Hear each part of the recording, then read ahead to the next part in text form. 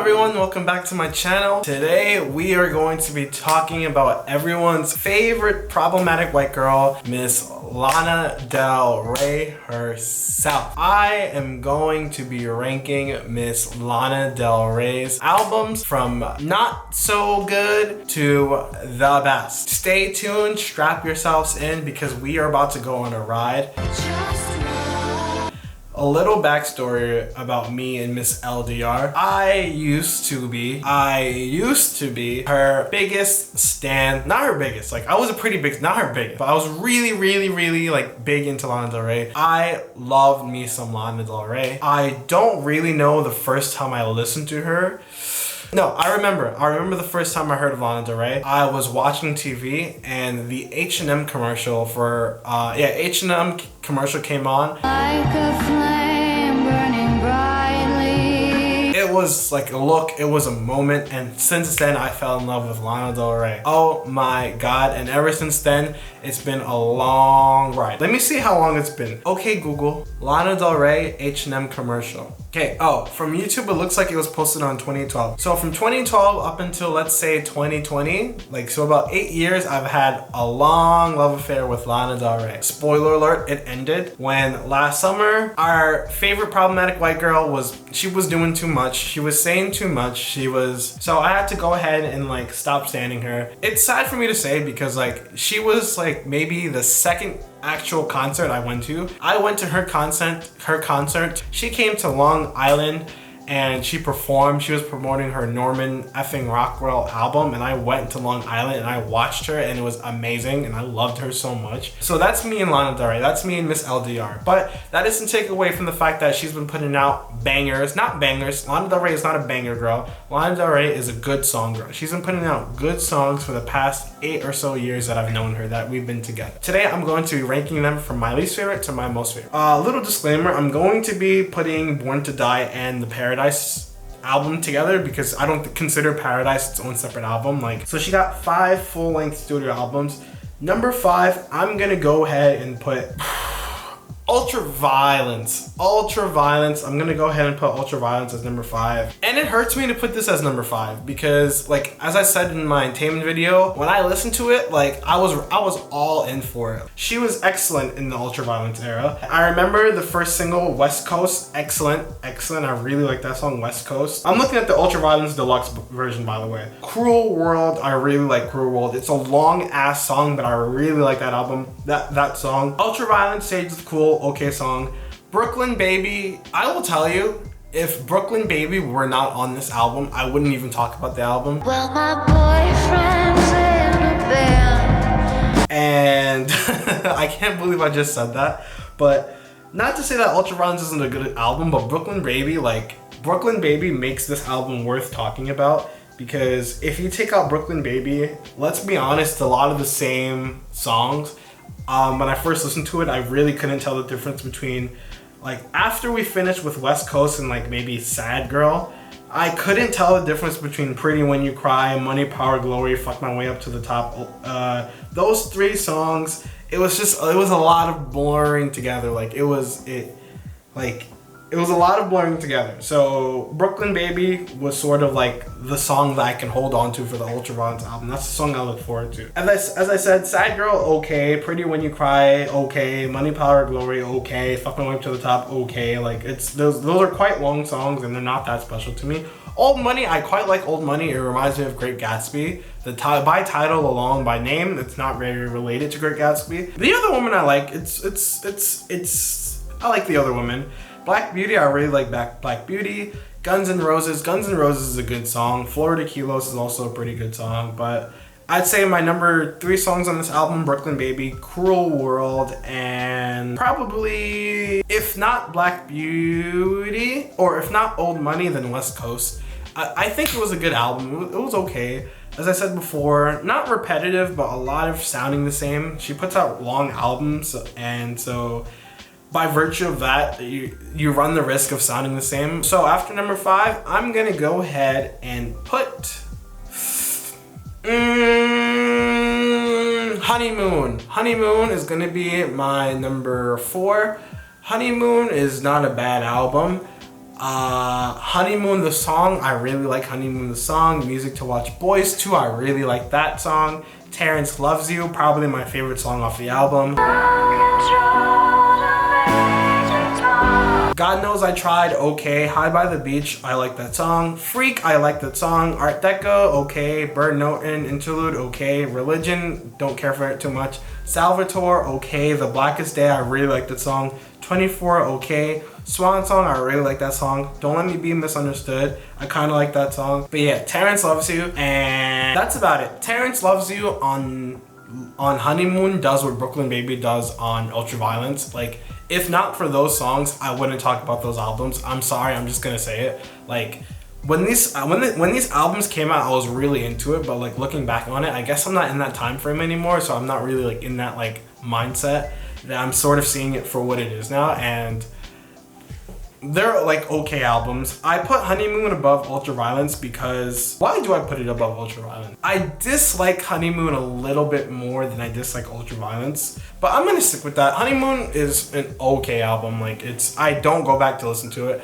I actually would listen to Ultraviolence again before I listen to Honeymoon. I don't know why I put Honeymoon above Ultraviolence, but I did, and we're just gonna have to live with that. Anyway, next up, we are going to go to Lust for Life. I'm gonna put Lust for Life as number 3. The thing about Lust for Life that it kind of bites Lana, like, it kind of backfired on Lana. She became more political in her music, which is fine, of course, it's fine. When I go back and listen to songs from Lust for Life, I go back to that time period that we were in when that album came out. Like, Trump just terrorizing us on a daily basis, like the whole North Korea thing, like it brings up a lot of like memories from that time, from that year, that I don't like, that it wasn't a good time. I can't separate how much I like the album from like the time that it was created in, and like, because I can't do it because she talks about it in her album. When the World Was at War, We Danced. Coachella, Woodstock in My Mind. God Bless America, When the World Changed. Despite that, I think it's quite a good album. When I first listened to it, I was addicted to it. Lana puts out long albums. So going track by track, starting out with Love, I was addicted to Love when it first came out. Love is a really good song.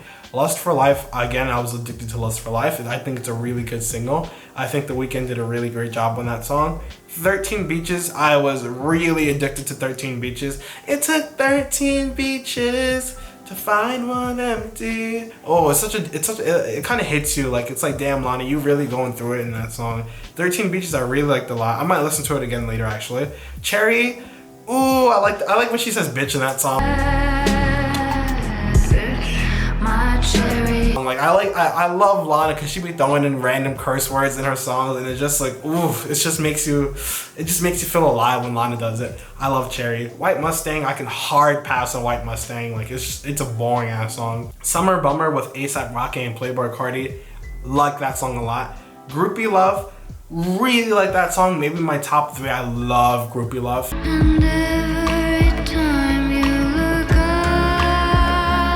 Like, it puts you in such a vibe, puts you in such a mood. I love Groupie Love. Like, I was hard addicted. It's one of those songs you listen to it and like you think of a music video in your head because it puts you in such like a vibe. Groupie Love, amazing. In My Feelings, Lana and her lyrics, oh god. She is like maybe like the best lyricist that I've ever seen. Like, her lyrics are so good. In My Feelings, there's one part of In My Feelings like, who is doing it like Lana Del Rey? Like, who is so Coachella, Woodstock in My Mind? It makes me think way too much of like North Korea and Trump. Like, it's a good song. Like, it's a good song. Like, I like her imagery in it, and I like the lyrics of it. It's a very good song.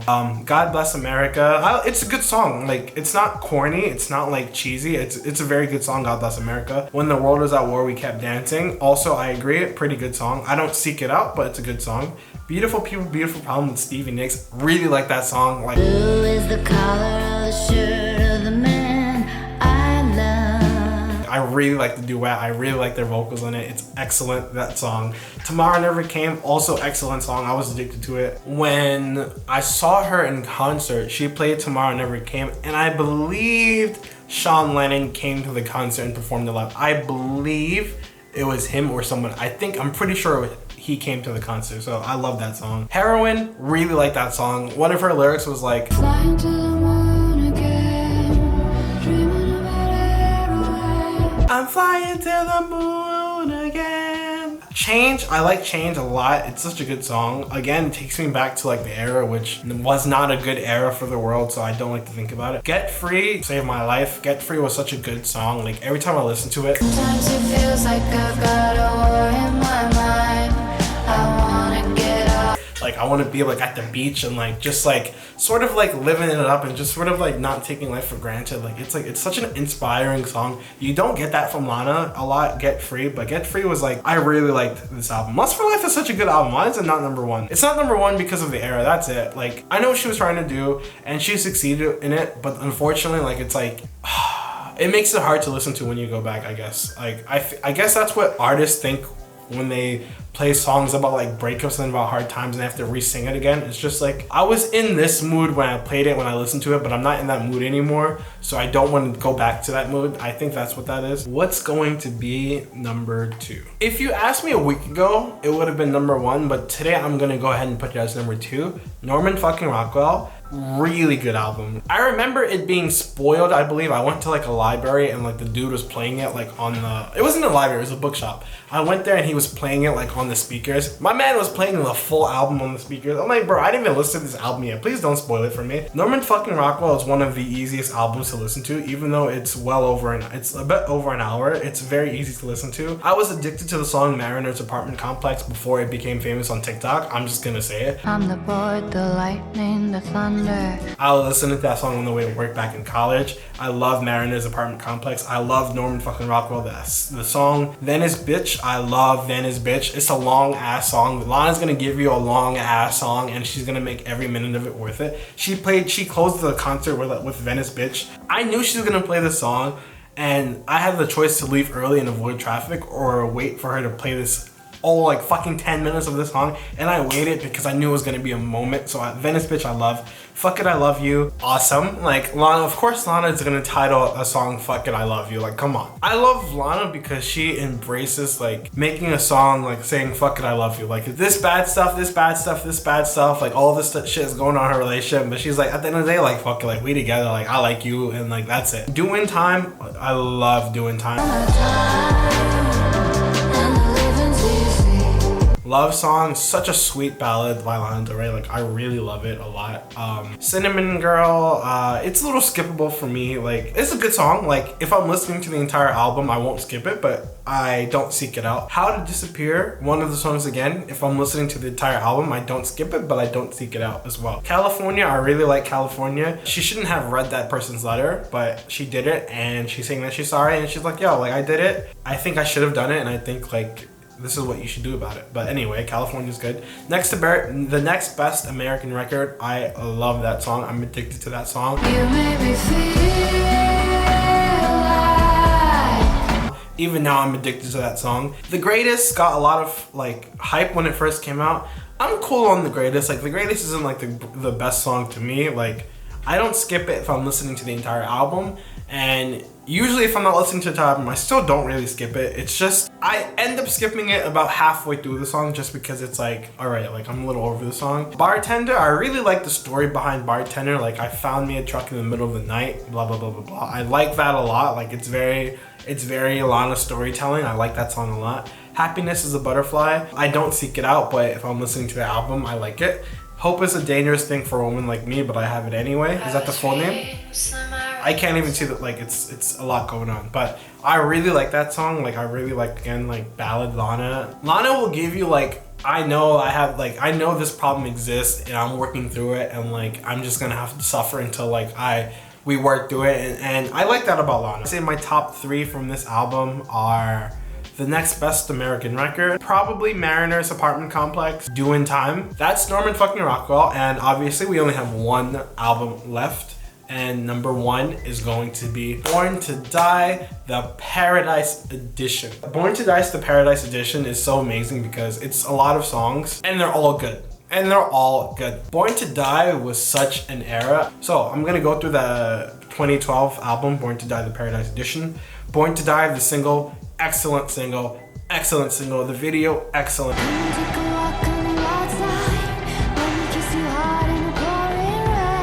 Amazing. Off to the Races, excellent, underrated. Swimming pool, glimmering, darling.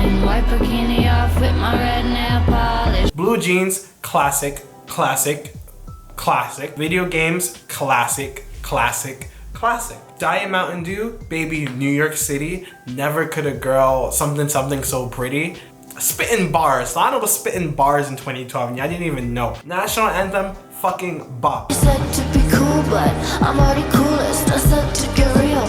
Don't you know who you're dealing with? That music video, amazing. The song, amazing. Dark Paradise, not amazing, very good. Every time I close my eyes, it's like a dark paradise. Radio, something only because I'm on the radio. I forgot how it goes. Baby, love me 'cause I'm playing on the radio.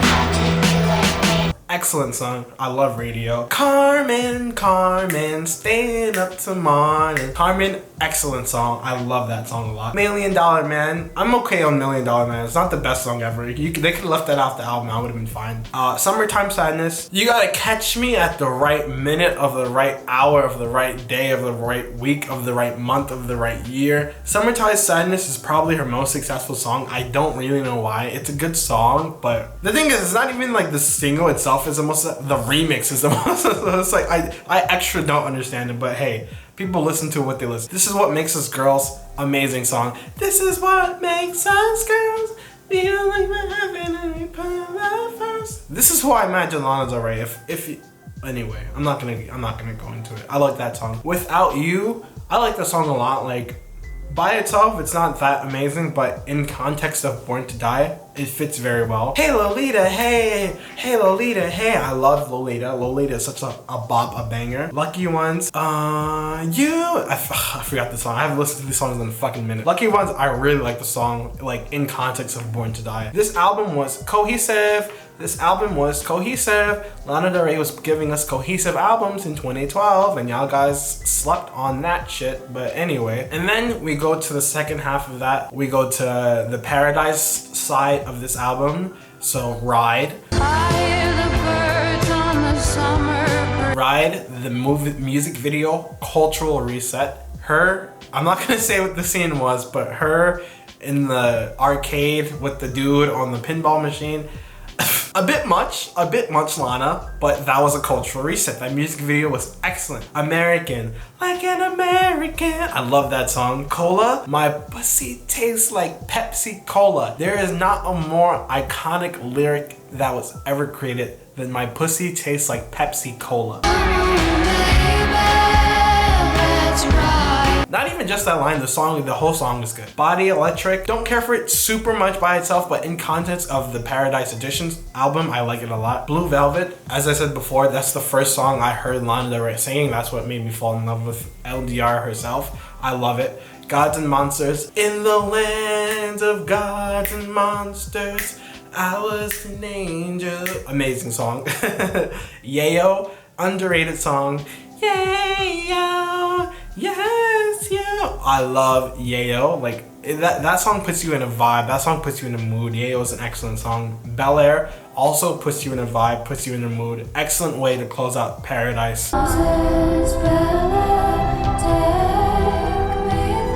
And the Born to Die edition, like it's amazing. Like Born to Die, the Paradise edition, I can't believe I can say so much about this album. I can say so much more about this album than I can say about albums that came out in like the 8 years after this. This is such a good album, and I am so happy that I put this as #1 because it totally deserves #1. This is her best work that she's ever put out. Like on period, this is her best work that she's ever put out. It's such an amazing album. It holds up until today. I can go back and listen to it and still be in the same vibe that I was when I first heard it. Anyway, so that's Lana Del Rey. Lana, I like you a lot. Like, you're my girl. I got your Norman effing Rockwell. You're the only physical CD I have in my possession. I mean, I got it because I bought a ticket to your concert, but you're the only physical CD I got in my possession, girl.